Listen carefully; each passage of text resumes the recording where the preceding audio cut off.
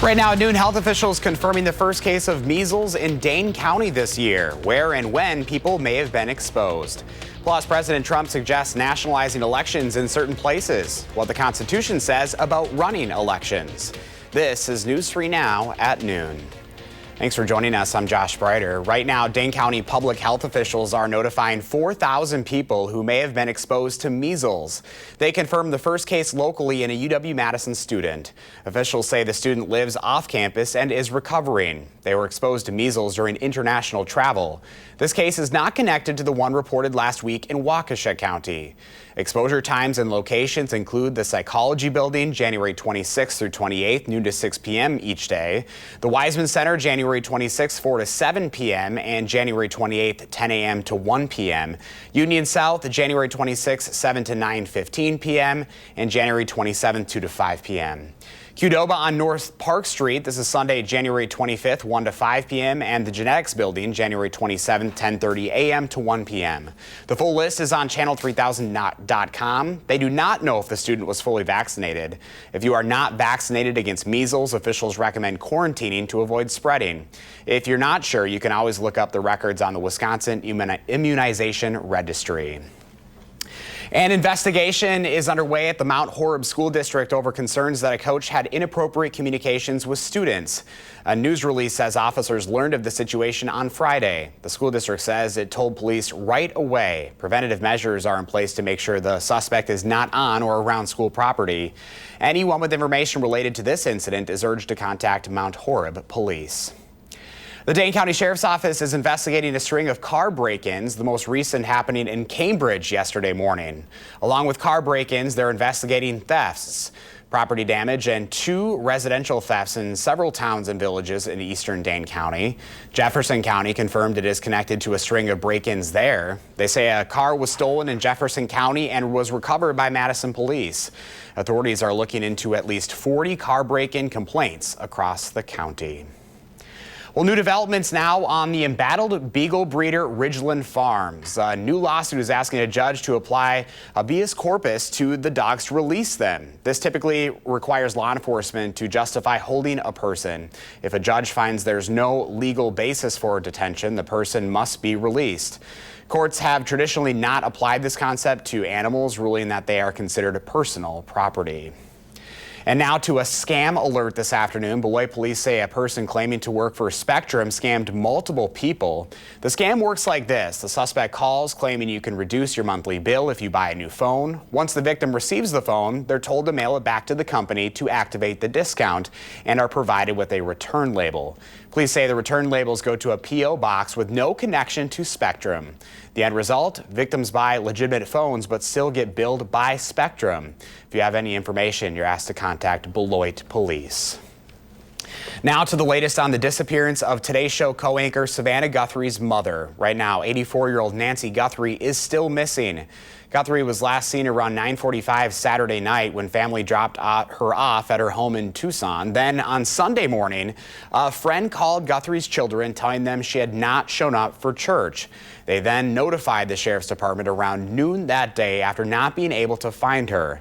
The Pima County Sheriff says finding Guthrie is crucial because she relies on daily medication. I believe she was abducted, yes. She didn't walk from there.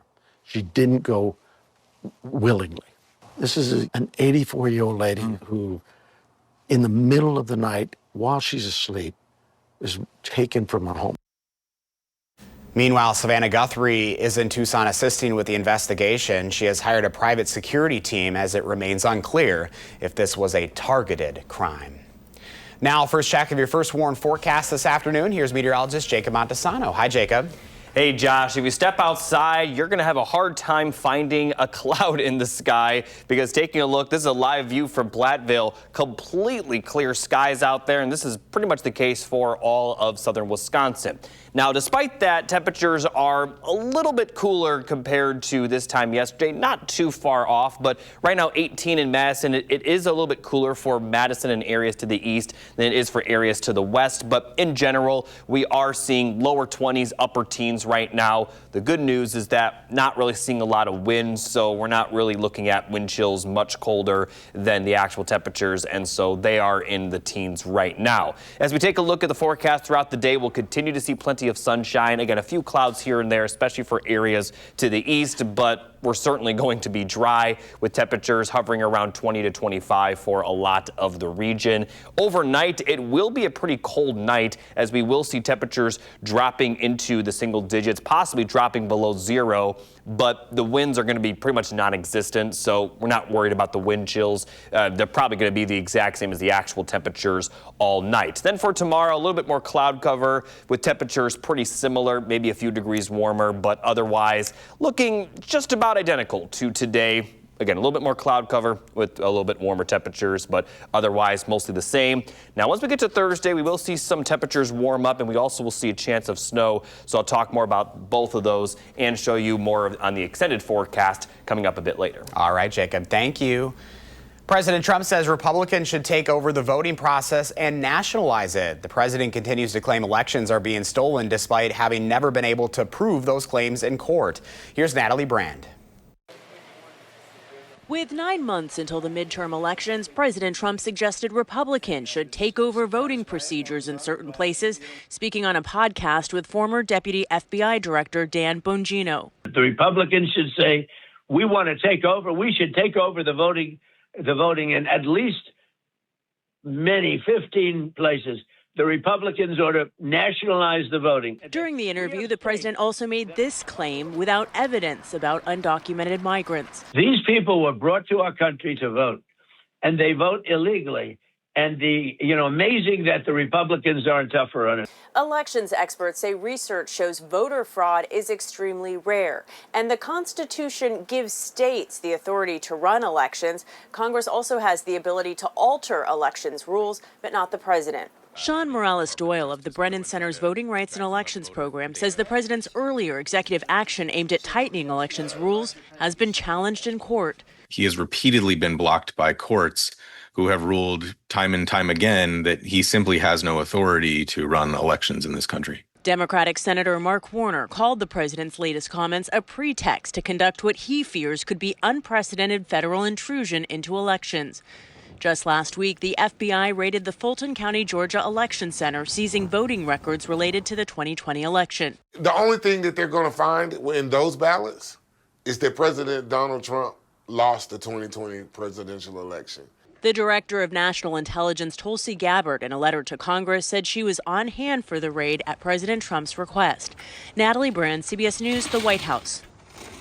CBS News has also learned Gabbard also arranged a call between the president and the FBI agents who carried out the Fulton County election raid. Well, today marks 156 years since the ratification of the 15th Amendment. It banned U.S. states from preventing men of color from voting. Women of all races had to wait another 50 years for their right to cast ballots. Neither constitutional amendment was enough to guarantee black Americans could access the polls.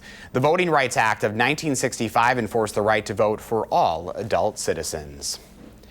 Madison Magazine's Best of Madison for 2026 is officially underway. Through the end of the month of February, you can nominate any person, place, or thing to do in a wide variety of categories. It doesn't have to be in just Madison either. Nominees can be around Dane County or other surrounding counties like Dodge, Rock, and Columbia. This round is write-in only, and you can vote once per day in each category per valid email address.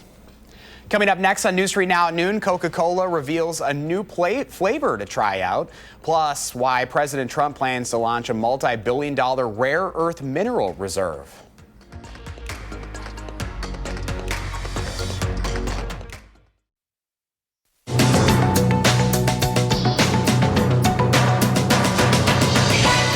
President Trump says the U.S. is launching a $12 billion rare earth minerals reserve for civilian use in times of emergency. The effort is being called Project Vault, and it's aimed at reducing U.S. reliance on imports from countries like China for minerals that are critical to making modern products like smartphones and vehicles. The president says Project Vault will be funded by a loan from the U.S. Export-Import Bank and private sector financing. Billionaire Elon Musk says SpaceX has acquired his artificial intelligence venture xAI, parent company of Musk's chatbot Grok and social media platform X. On SpaceX's website, the CEO wrote he hopes to launch a constellation of 1 million satellites to space as AI data centers to be powered by the sun. Multiple news outlets report the newly combined company could be part of a potential public offering later this year.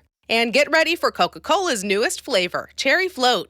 The new soft drink, which also comes in a zero-sugar version, adds a twist on the traditional Coke cherry flavor with a hint of smooth, creamy vanilla. The company is also bringing back an old favorite, Diet Coke Cherry. All three will be available at retailers nationwide this month. That's your CBS News Money Watch report. For more, log on to cbsmoneywatch.com. At the CBS Broadcast Center, I'm Jesse Mitchell.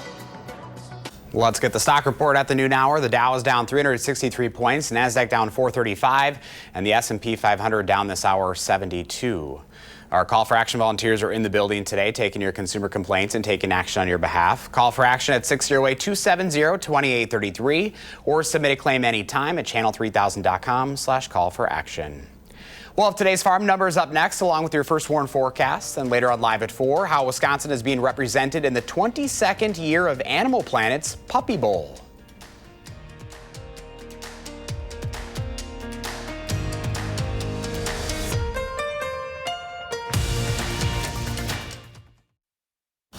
Welcome back. We're unable to connect with Pam Yankee today due to a router issue at the station at this hour, but here are your farm numbers.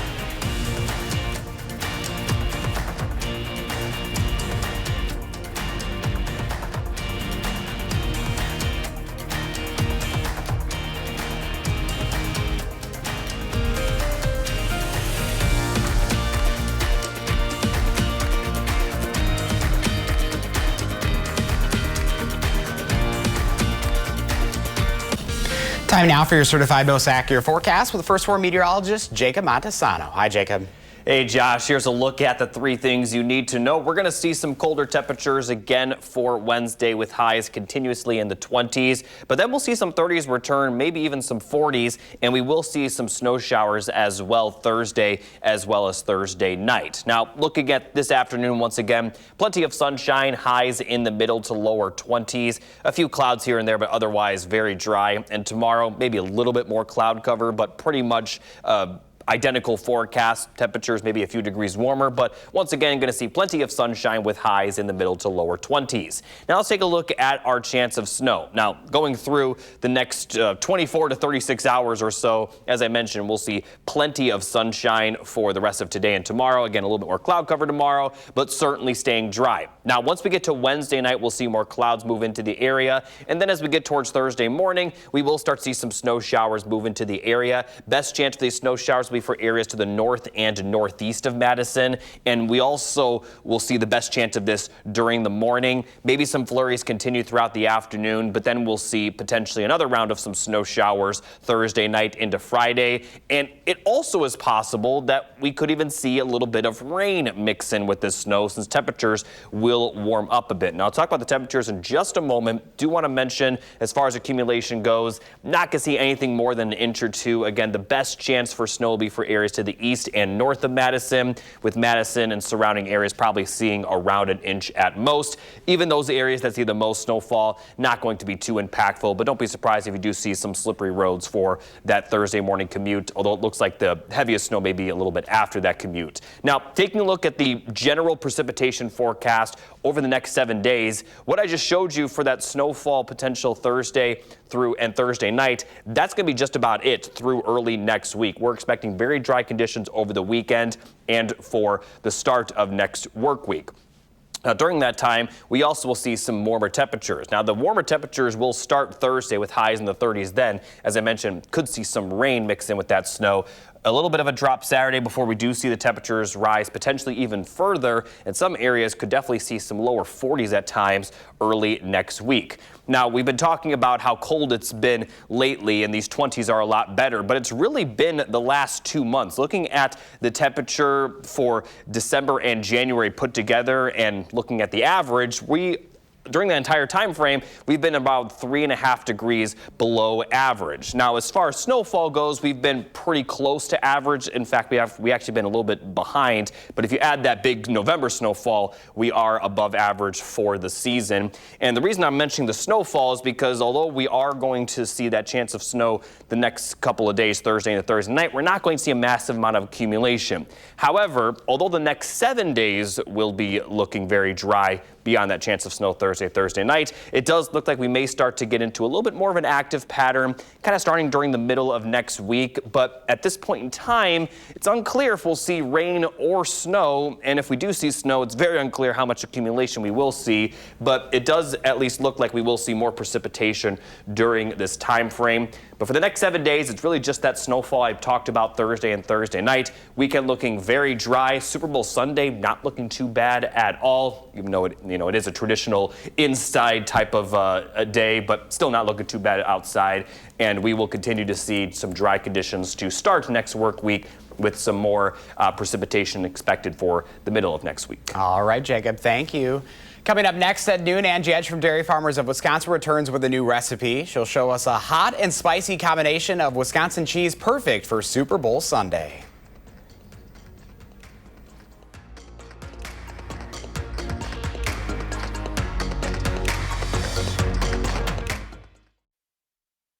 Welcome back this afternoon. Angie Edge from Dairy Farmers of Wisconsin is here. Of course, we're looking ahead to the big game, and you got to have Wisconsin cheese when it comes to the Super Bowl. Of course. You know, everybody thinks of it as a social day to have cheese, and 77% of Americans say that a Super Bowl party is not complete without great food, and of course, that being Wisconsin cheese. Last year, 29 million pounds of cheese were served during the Super Bowl. We expect it to be even larger this year, but if you think about it, there's so many great ways to enjoy Wisconsin cheese, whether it's a cheese board, maybe nachos, maybe pizza, desserts, you know, sliders, soups, anything that you can incorporate Wisconsin cheese, and so many great appetizers as well. And you're bringing a little heat to the mix today, too. So we're spicing things up, heating it up a notch, and so we have the spicy game day cheese board that have 3 different Wisconsin cheeses. They have a little bit of heat to them if you like that. Love that. And so the one on this side is the Hatch chili pepper cheese made by Hennings in Kiel, Wisconsin. They've been making cheese for over a century. It's made by a Wisconsin master cheesemaker. They're known for all of the specialty varieties that they add into their cheddar cheese. So this is a nice, mild, mellow white cheddar cheese with those Hatch chili peppers from New Mexico that just give it a lot of heat and a lot of zing for your Super Bowl party. And you can also add some heat to blue cheese as well. This one's actually really fun. It's the Glacier blue cheese from Carr Valley. They make a wide variety of blue cheeses. They also have some local shops right in Wisconsin that you can stop at. But that one has some nice heat to it as well. You can see the peppers infused in the blue cheese. So you get a little bit of creaminess and a little bit of heat as well. There you go. Also made by a Wisconsin master cheesemaker. Love that. You can have some hot pepper sausage as well, some salami. And then the last hot cheese we have is the jalapeno Havarti cheese. Havarti is a nice, smooth, creamy, complex cheese, but when you add those jalapenos to it, you just get it kicked up just a notch.